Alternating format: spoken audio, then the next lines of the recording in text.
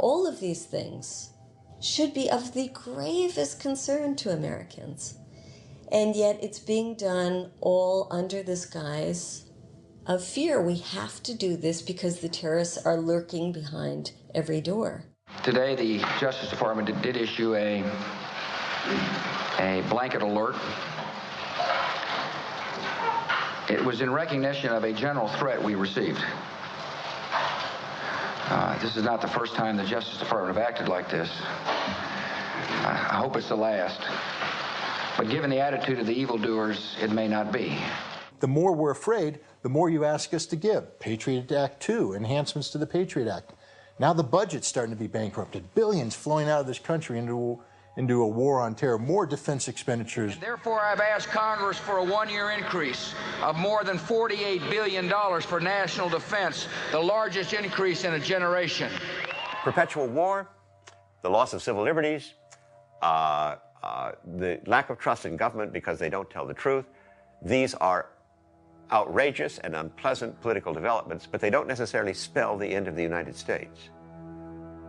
Financial bankruptcy does. To maintain the Bush administration's war doctrine, massive increases in military spending have been required.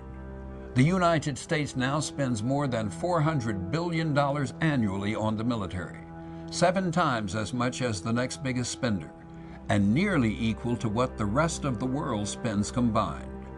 Such vast expenditures on military machinery and war, together with the largest tax cuts in history, have driven the Bush administration's record budget deficits. They have also been responsible for deepening the national debt, which by the end of 2004 figures to stand at over $7 trillion, more than 5 times the size of the debt of the entire Third World. Foreign countries hold the notes on about 1/3 of this unprecedented U.S. debt.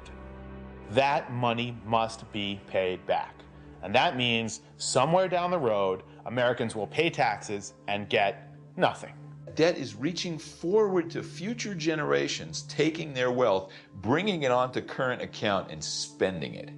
It's like if I mortgaged my home and used the money for crack or something, just some expenditure. Eventually, you're going to lose your home.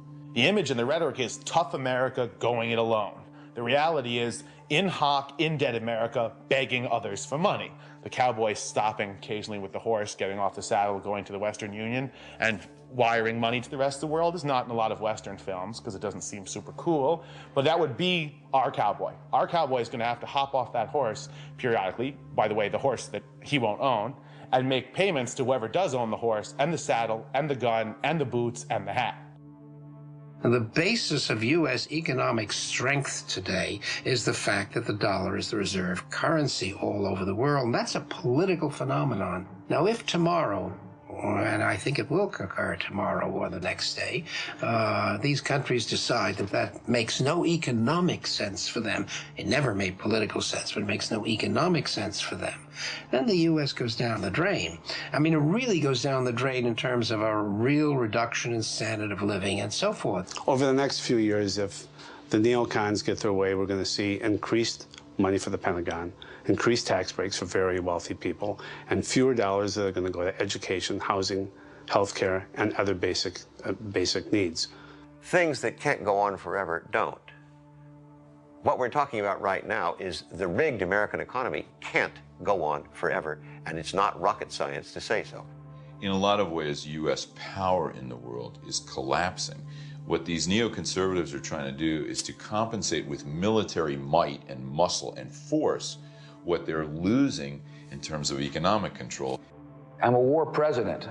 I make decisions here in the Oval Office in foreign policy matters with war on my mind. They are people who want war forever. And this makes them much more like fascist movements than it does like conservative movements. One war after another, we become a warfare state. That is, the system is set up to go to war. We're going to find wars. We've already had 2 wars, 2 major wars, Iraq and Afghanistan. One of the major characteristics of the process of militarizing an entire society is going to be the glorification of war and of weapons. a Hollywood set designer was brought in to create a $200,000 backdrop for official war briefings.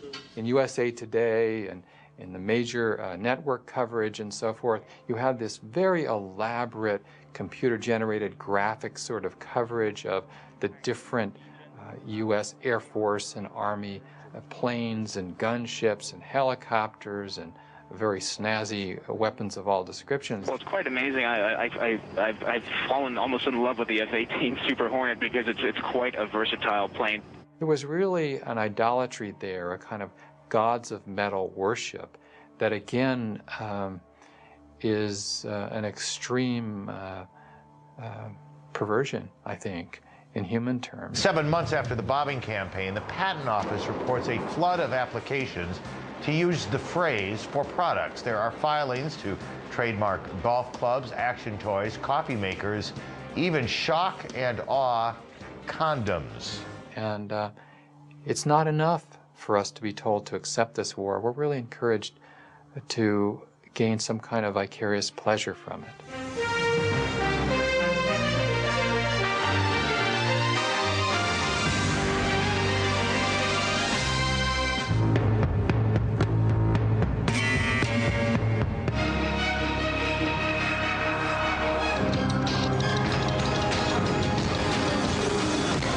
Full-length DVD presented by Tom Brokaw, Operation Iraqi Freedom. Log on to shopnbc.com and get it today. One of the most important roles of the news media is to make sure the American public never sees the effects of war. So we see the tanks from which the shells are fired. We see the soldiers firing those shells. We don't see the people killed and maimed by those shells. The American public has received a very one-sided view of war.